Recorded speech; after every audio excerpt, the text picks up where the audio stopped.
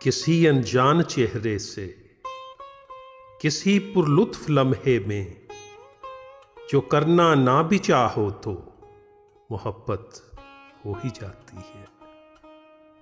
किसी के दूर जाने पर उम्मीदें टूट जाने से वफा में रोग मिलने की शिकायत हो ही जाती है।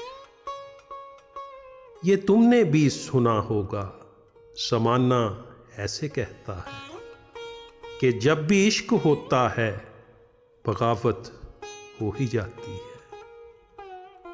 किसी खामोश चेहरे से मुसलसल अश्क बहने पर छुपाना भी अगर चाहो वजाहत हो ही जाती है।